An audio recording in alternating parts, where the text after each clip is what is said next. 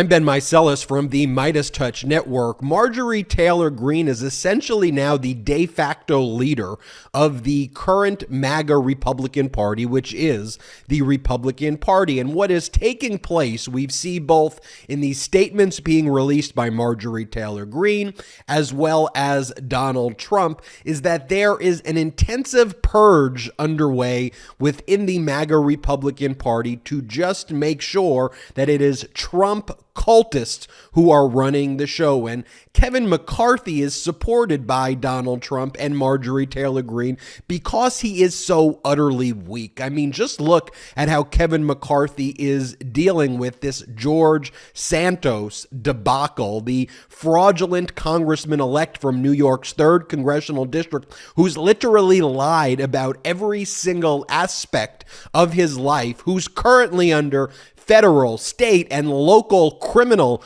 investigations, and Kevin McCarthy is too weak to say, no, we don't want George Santos in our party. Kevin McCarthy is the weakest, most obsequious, kiss-the-ring Trumper that there is. He has no spine whatsoever. And in a previous video that I did, which I'll talk about in a moment as well, I was showing that Donald Trump was making a number of posts on his social media platform attacking Republicans because what they are trying to do, Trump and Marjorie Taylor Greene, is to make sure that the MAGA Republican Party stays the Donald Trump cult.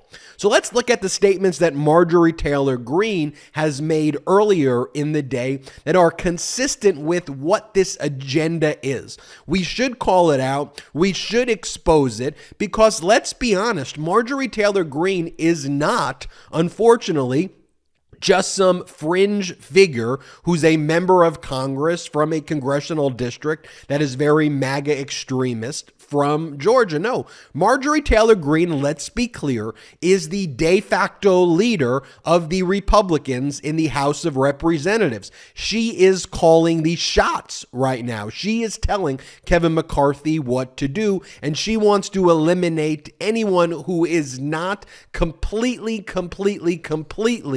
faithful to the Donald Trump cult, unfaithful to the United States of America and our democracy. This is what Marjorie Taylor Greene wrote. She goes, "I have a vision of a Republican Party that truly serves the American people and our many great needs.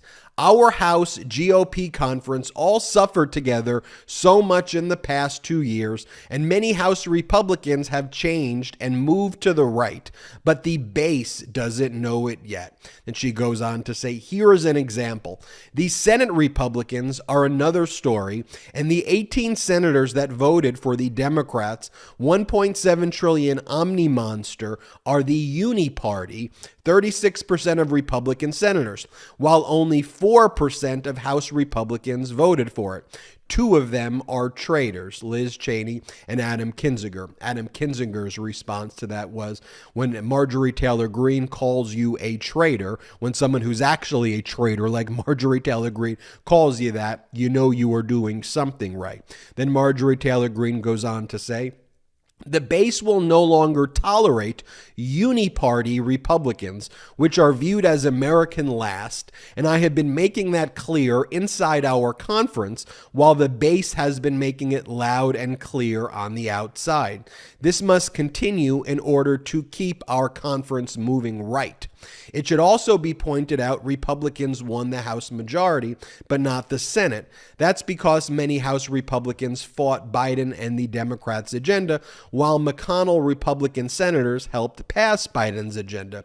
Voting records and election results are proof. Another story the base doesn't know, many House Republicans learned for the first time after January 6th what it's like to not have support from K Street and big corporations because they refused to donate for much of the past 2 years. This was a good lesson in many ways because while Republicans were tossed to the side by K Street and big corporate because of all the woke agenda BS and insurrection lies, many House Republicans learned they don't need K Street and big corporate like they need them. We won the House after being shunned by them. Now K Street and big corporate are trickling back only because House R's take the majority in January. The most important thing the base can do is to make sure your support and voice to House Republicans is stronger than K Street lobbyists and big corporate. Then it goes on to say D.C. is open and the base should start doing citizen lobbying because it's the people's house. Call ahead to members' offices, make an appointment and plan a trip. Bring your friends, be professional, be polite, and enjoy it. Make the Republican Party America's party.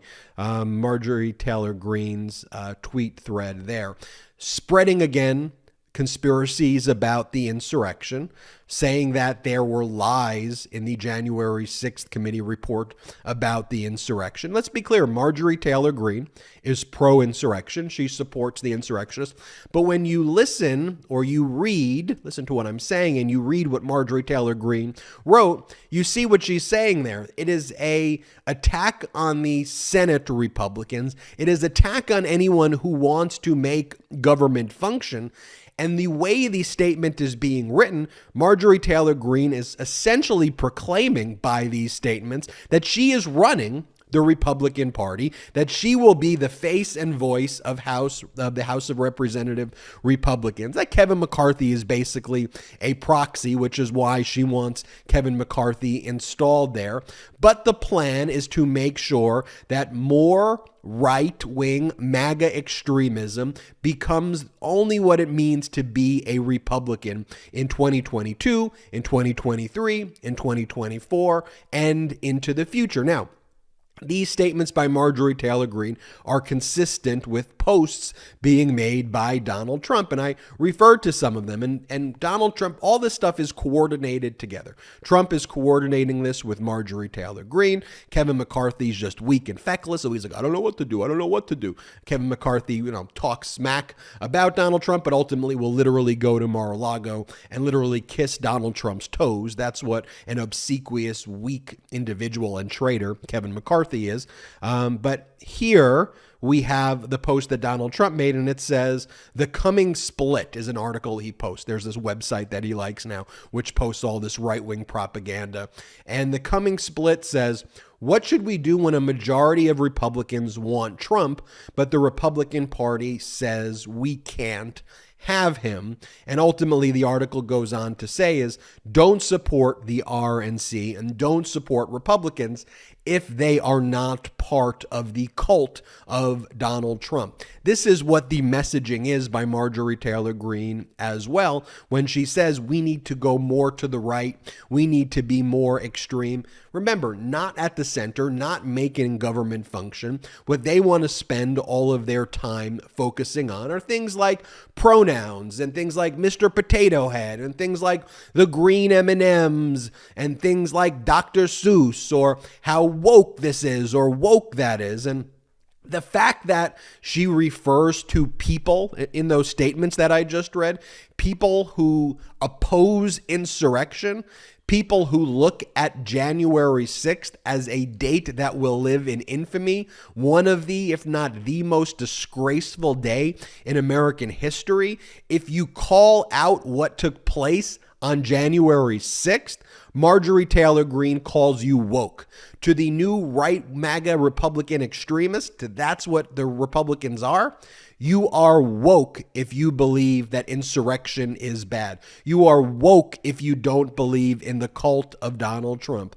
You are woke if you don't want to just spread conspiracy theories about a very, very, very serious global pandemic that killed tens of millions of people across the world and killed over 1 million people here in the United States. That's what it means to be woke. You are so woke that you care about people's freedoms, like a woman's right to choose to choose, make decisions over her bodily autonomy. You are so woke if you believe that people should marry who they want to marry, who they are in love with. You are now all of a sudden woke if you believe in equal rights. That's all very wokeified positions now. And you're only not woke if you support QAnon stuff. And by the way, go back to the Cassidy Hutchinson deposition transcripts where she talks about Marjorie Taylor Greene visiting the White House and bragging about all of her QAnon friends and all of her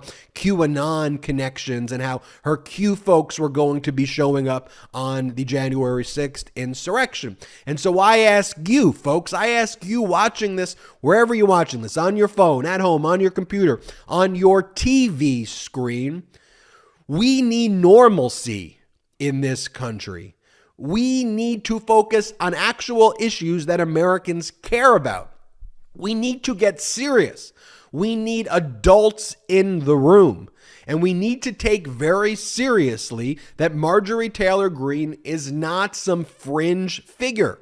She is the leader, the de facto Speaker of the House right now. She is the one calling the shots as a proxy for Donald Trump. That is who Republicans want to exalt. So while Democrats are talking about making education more affordable and more accessible, as Democrats are talking about making healthcare more affordable, more accessible, so that people can get life-saving treatment that they need. Life-saving treatment. While Democrats are talking about lowering prescription drug prices, when Democrats are talking about raising your wages, Republicans voting against raises to the minimum wage, Democrats are focusing on how could you, watching this, have better working conditions? How could your family have better working conditions? How do you get the job and the pay that you deserve? How do we make sure that we have great jobs here? Bring back manufacturing jobs right here to the United States. Like with things like the CHIPS Act, bringing semiconductor industry jobs back to the United States of America. We're focused on infrastructure. As I mentioned earlier, we are focusing on a woman's right to her bodily autonomy without Republican men making these decisions and criminalizing it. We are focused on letting people have real freedoms like the freedom to marry who you love. And yes, we're focused on things like we want to have like common sense, responsible gun ownership. It doesn't make sense that someone who just turns 18 years old, who can't even get a credit card, who has no credit, can all of a sudden, with no training at all, get their hands on a weapon of war with no training and no experience. We don't even allow the United States military to do that. There's a whole training manual of how you have to pass before you get weapons of war in the military. Yet someone who turns 18 can just buy online weapons of war. Does that make any sense at all? And go and shoot up a school? Are you kidding me? Are you kidding me? Or shoot up other public places, and Republicans support that? We need to get serious, people, and we need to focus on what is going on. And we're going to keep bringing this to your attention here at the MeidasTouch Network. I'm Ben Meiselas from the MeidasTouch Network.